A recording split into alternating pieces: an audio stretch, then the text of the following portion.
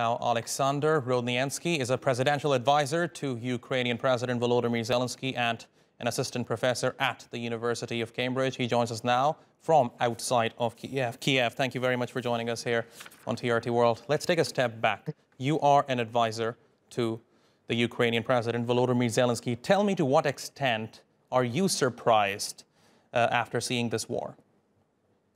Well, of course, it's a shock to everyone.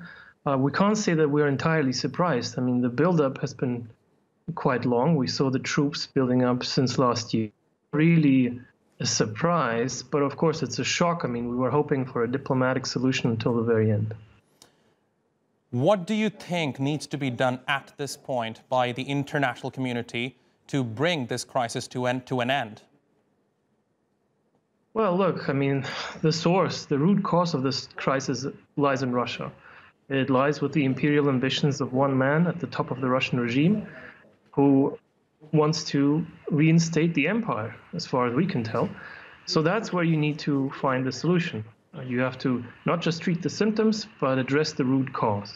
Now, what that means concretely, of course, is we need military support, which we are getting, but we need more. We need to make sure that our skies are protected, such that our civilian population is not destroyed and killed every single day.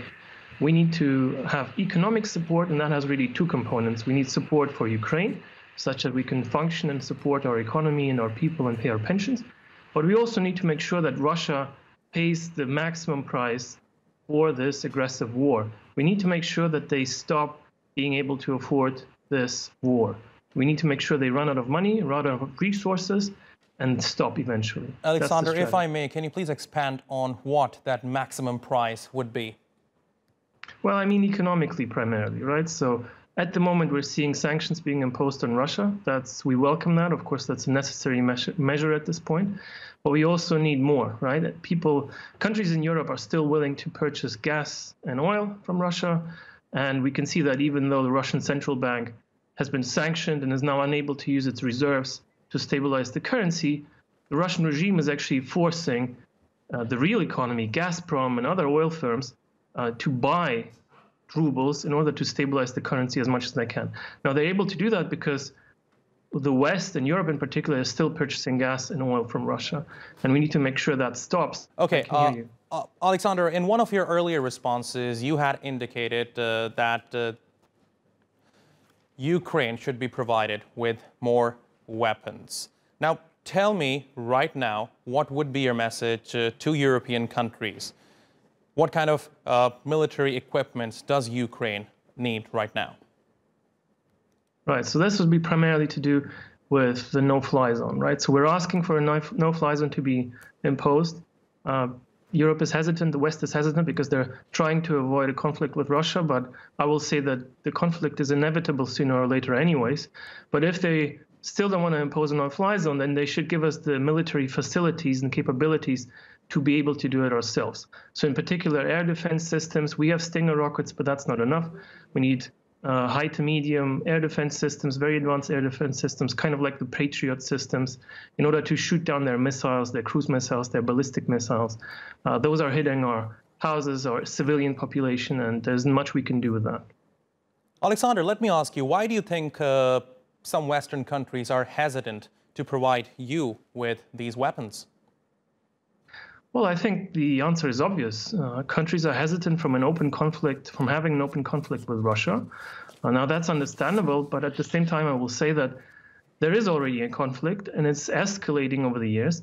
And this whole notion that the Russian regime will somehow disappear and become peaceful, and then we will live in happiness and peace in Europe ever after, is an illusion, right? That's naive. This is a side that has been lying and deceiving all the way through.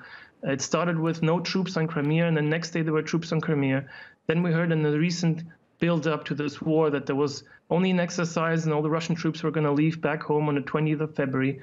They stayed on the 20th of February, and then there was not going to be an invasion. There was only hysteria on the part of the West, apparently. And then there was an invasion. So we should keep that in mind. This is a side that's been deceiving everyone consistently and exploiting the fact that the West has actually been transparent in all its actions. So we have to stop giving them that advantage. Okay, Alexander, before I let you go, you mentioned Crimea.